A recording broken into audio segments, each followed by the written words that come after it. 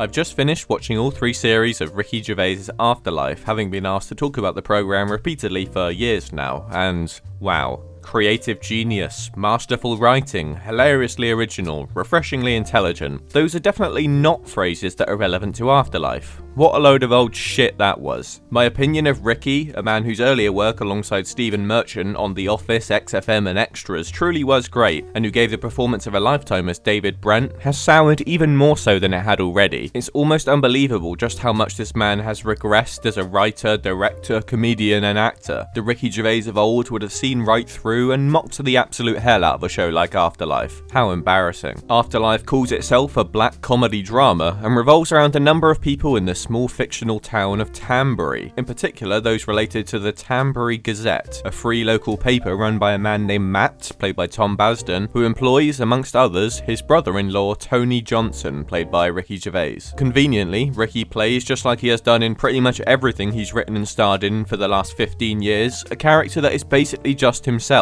Tony talks like, thinks like, and acts almost exactly like Ricky does, right down to the wardrobe of nothing but plain black V-neck t-shirts. Tony is a troubled man who's unsure of his place in the world. He's depressed, an alcoholic, suicidal, and not because he had to endure 3 series of Afterlife, but because his wife, played by Kerry Godliman, has died of cancer. She is his wife who is now dead. She is Tony's dead wife. Mostly focused on is Tony walking around and talking to people about his dead wife, spewing his opinions on banal and uninteresting topics that have little to do with anything else in the show, and talking, at length, about his dead wife who died. Very little happens, and every single scene has an undercurrent of feeling like this entire project solely exists so that Ricky can essentially just do and say whatever he wants, and get paid handsomely for doing so. Is this the world's most expensive form of tweeting? Or maybe the world's most expensive form of acting out the fictional arguments you have in the shower, making 3 series of a shitty TV show just to get out some bland, predictable, widely held views that for some inexplicable reason this man thinks are incredibly interesting and risque? You're an atheist, you like animals, don't like listening to people eat loudly, and didn't like it when your wife died. Wow, you sure are one of a kind, Mr. Gervais.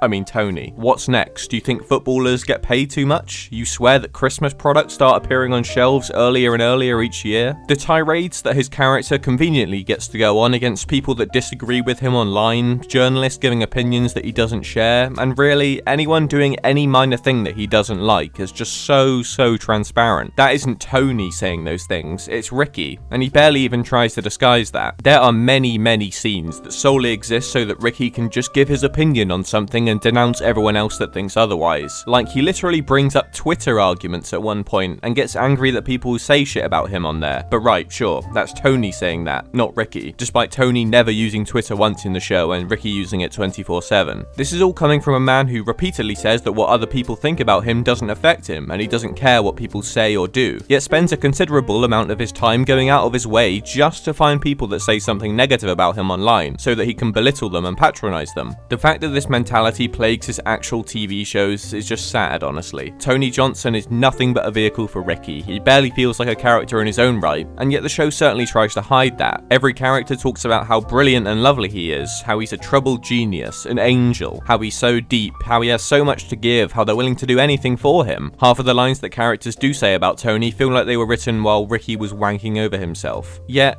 Tony is just a completely unlikable prick all the time. Every other word that comes out of his mouth is how unhappy he is, how he's fed up, how he doesn't care about anything or anyone. He's obnoxious, rude, belittles and ruins everyone's moods constantly. He has no personality outside of being a mopey prick, essentially kills a guy at one point. Yet as a viewer, I'm supposed to be rooting for him? Why? Because he's Ricky Gervais? Because a song with a wistful, breathy singing woman creeps in and tries to manipulate you into thinking that Afterlife has anything of value to say? Great job writing a TV show that manages to have less emotional depth than a message from a fortune cookie. There is also very little, if any, attempt at making this supposed comedy actually funny. This man is still, by name anyway, a comedian, and is in his 60s, yet seems to have the same sense of humour as a 12-year-old who just discovered what the Urban Dictionary was. Just saying cunt over and over again is not a joke. It's just saying cunt. Calling someone fat over and over again is not a joke. It's just calling someone fat. There aren't jokes. There's no clever punchlines, no setup or payoff. It's just boring melodrama, character says cunt. More boring melodrama, character says fat cunt. More boring melodrama, character says old fat ugly stupid cunt. It's not comedy. It's just Nothing. And you know, Afterlife tries to trick you into thinking that there are jokes by just aimlessly swearing a lot, because that's funny, right? And I imagine the stupid cunts,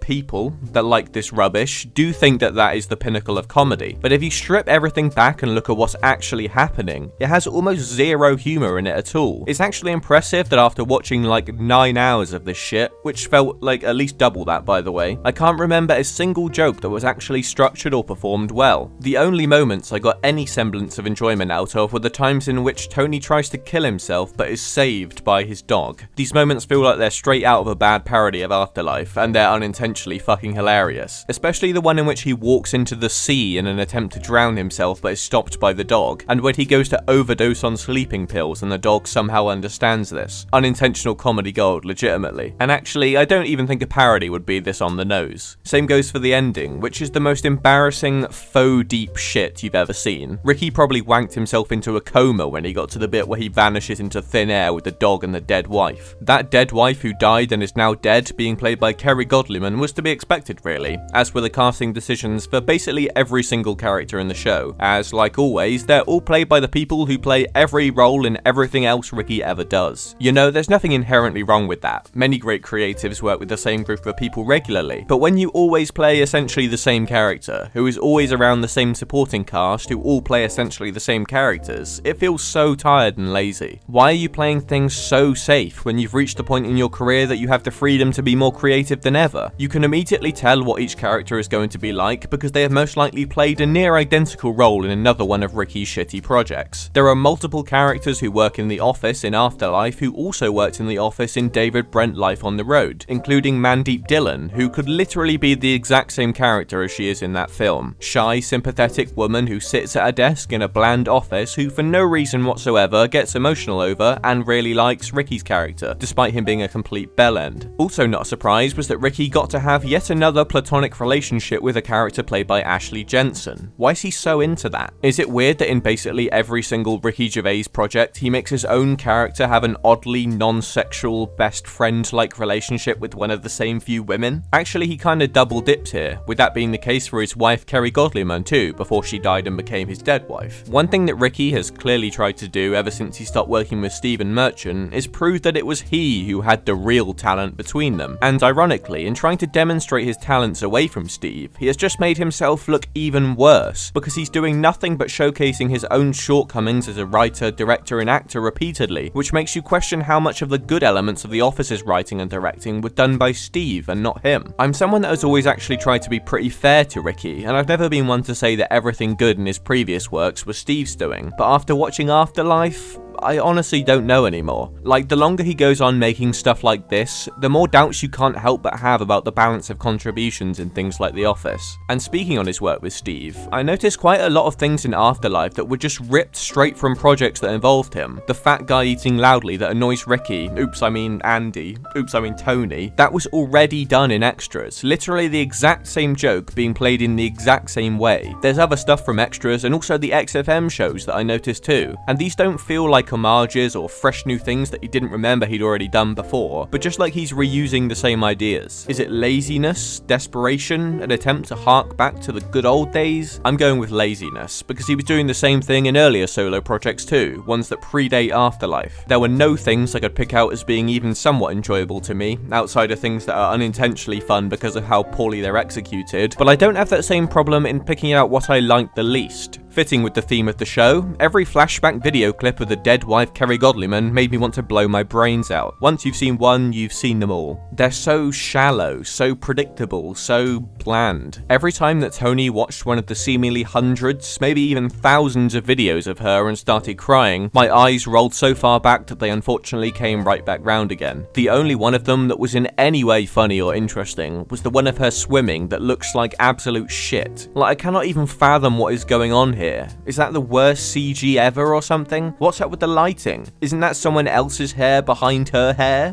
What is this? All the other characters are either boring, underdeveloped, or pointless, and feel like they only exist to serve Tony. Every set looks so unlived in, like an IKEA showroom or something. Everything looks so visually uninteresting. The show has nothing to say that isn't incredibly corny, and nearly everything that comes out of Tony's mouth sounds like it could have come straight from a teenager who just discovered what nihilism is. I think it's pretty clear by now that Ricky has tried to ditch his old fan base and get a new one. Outer Us, Office, XFM, Extras folk, and now shipped in by the motherload are the Live, Laugh, Love, Prosecco Party, Chocoholic, Dogs Are Better Than People, Gin O'Clock type people who would presumably want to watch this rubbish. He gets the millions, we get to sit back and watch a man become the exact thing he spent his earlier years taking the piss out of. So really, I guess he's kinda winning. But hey, at least we've still got the good old stuff to go back to. Just like how Tony had all the old videos of his dead wife to go back to. And so I think I'll end with a line from one of Ricky's earlier works that I think is more relevant now than it ever was before. From an episode of Extras, would you stop going on about your fucking